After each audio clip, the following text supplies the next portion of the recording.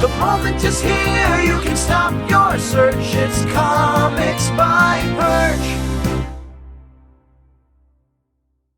Hey everybody, this is Perch. All right, Joe, how are you? I am as good as I was the last time you asked me a few minutes ago. 13 minutes ago. Perfect. Yeah. I need a better intro. We'll do something that we're doing like 3 here, so the third one will be batshit insane. So tune in for that. Exactly. All right. I want to read to you something that came to my attention. Ooh. First off, DC Comics, they're coming out with an event called Night Terrors. Are you familiar with it? Yeah, that's when you wake up, but you can't really move, and sometimes you see something at the end of your bed, right? That's every comic for 2 months is going to be that. Yeah. It's just comics of heroes waking up and they're like, I can't move, but I need to pee. That's all it is. It'd be relatable to the audience, I think. Night Terrors is their summer Halloween event. That's what it is. Yeah. I missed your joke. Sorry, what was that? Oh, no, I was just making a joke about older people read comics and they get up a lot at night to pee, and it really would be a nightmare to not be able to move. That's just depressing. It is. Okay, well, thanks for that. Thanks for All right. So I'm going to read you this tweet here, and it's not a crazy tweet, but Night Terrors is a 2-month comic that is going to run in DC. Again, it's a Halloween event during the summer because that makes sense. And it's basically they've described it as Nightmare on Elm Street, but for DC characters. So there's a evil Freddy Krueger-like characters haunting them in their dreams and causing some shit to go down. Maybe there's going to be spooky versions of DC characters. But here is this tweet, and it's from a retailer, and this is from the Flying Colors Comics. This is it works in Flying Colors Comics, which is a shop in Concord, California. Cool. And this guy writes this: Night Terrors is a 2-month story replacing regular DC Comics in July and August. Retailers are final order cutoff, ordering it this weekend. Since we sell 80% plus of our comics off the rack, these truly are the curveball ordering decisions that give us Night Terrors. And there's a couple other tweets here where they're like, we want to be on board with this stuff. We like DC Comics. To be clear, this comic shop, big supporter of DC. This isn't one of those kind of rogue crazy shops. They're the guy who tweets regularly promotes DC. In fact, a little further down, he is a couple nights ago having a beer with Liam Sharp. So definitely a DC supporter, right? This isn't a disgruntled retail. But at the same time, this scenario where you've got DC, of the dawn of DC that this year, launching new titles, trying to get a bunch of things off the ground and get titles established. Mm-hmm. And then less than 6 months into that run, they're going to interrupt the DC books to do a 2-month Night Terrors event with a final order cutoff that is a bit amazing. I mean, bit tough. We'll just put it that way for retailers. What do you make of all that? You visit a lot of comic shops. What do you think your reaction is to that? Yeah, I mean, a lot of comic shops, I feel, hate this kind of stuff. This idea of it's 2-part sort of story running through all the books, so you have to order everything before you have any idea. But this is where it gets, I think, a bit confusing because, you're not an event like this, and you've been a retailer. You're kind of a retailer right now, still, and also technically not legally, yes, but yes. Okay, good. Well, no one from the government listens to this, hopefully. Yeah, that's true. Yeah, exactly. But when I look at something like this, I'm looking at it and seeing okay, what's the strategy? Right. So if the idea is we want this to bump sales, to get everyone to be like, oh, we're going to check out Night Terror Green Lantern or Night Terror Superman and see what's going on there. And I wasn't reading it before and now I'm hooked. Right. but it's over a 2-month, like 2-part event. So what ends up happening is retailers. It's like, would you bump your orders in that situation for an event if it's just the title, but with something slapped on it, or not?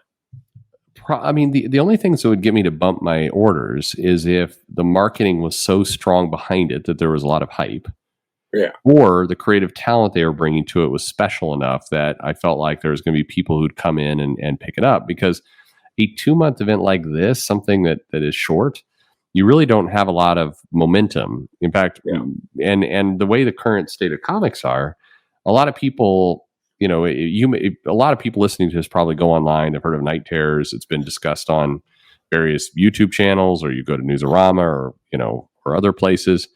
So you may have heard about this, but 95% of the people going into that shop are not doing those things, not any kind of regularity. And so most of those people are going to be going in and say, oh, there's some kind of Halloween event. Wait a minute. Why is the Spider-Man title I'm collected canceled this month? Or why is it paused? And now there's a Night Terrors version of this book. Like, it's just confusing to people. yeah. And there's not enough time to really build up hype for it. Civil War was so effective as a comic and an event because there was the road to Civil War, and there was like 3 months of hype. And real quickly, just actually for what it's worth, I don't know. Hopefully, everybody on the channel knows, but final order cutoff. Can you explain what that is? That is, so when something's solicited, it's solicited, months out, usually 3 months, sometimes only 2 months, but like usually, sometimes 8 months, apparently. But, Yeah. But with books, like, books or like omnibuses, things like that, those can sometimes be solicited out 9 months in advance. But, or sometimes close to a year. Anyway, but when we're talking about final order cutoff, that is usually in the like 6 weeks or less window of when the book is coming out. And that's because they'll get that final order cutoff on like a Sunday or Monday is usually around when final order cutoff is of a particular book. Then the publisher gets those numbers. And a lot of times, especially if you're a smaller publisher and all that, you're printing based off those final order cutoff numbers. You're going like, this book comes out in 5 weeks. Luckily, we use a printer where we know we're going to get it in. It only takes like a month turnaround or whatever. So, okay, we got 11,000 orders. We'll print 13,000 or 12,000, whatever it is, and they'll adjust accordingly. So they're not at risk to really losing out. So you'll have something like that with final order cutoff. But yeah, that's why if you're on like comics Twitter, you will see creators and sometimes shops and publishers, but a lot of times creators are like, "Hey, final order cutoff for my creator own book is here," and that's because they need you to put that order in, so it bumps the print run numbers up.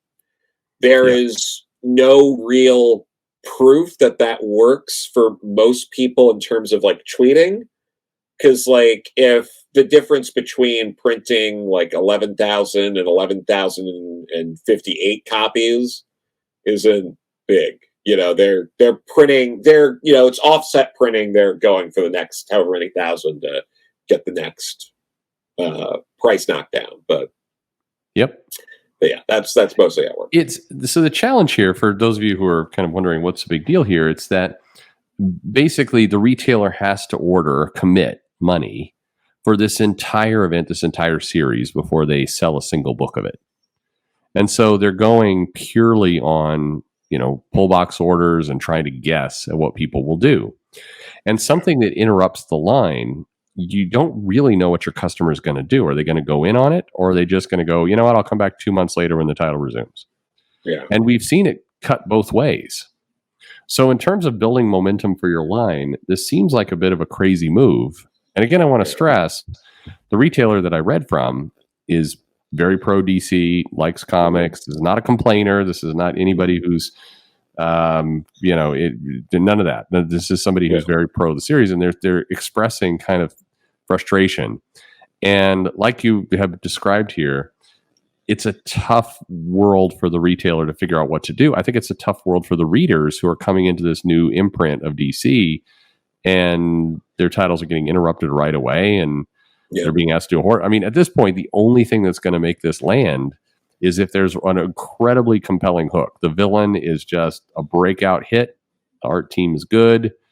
I mean, that's really what they have to go with. Is this thing's got to come out the gate with a kind of shocking surprise. So that's long odds. Yeah, and other problems include not everyone's a horror fan. I love horror. I know a lot of people that read superhero comics that don't want anything to do with horror. That's true. That's very true.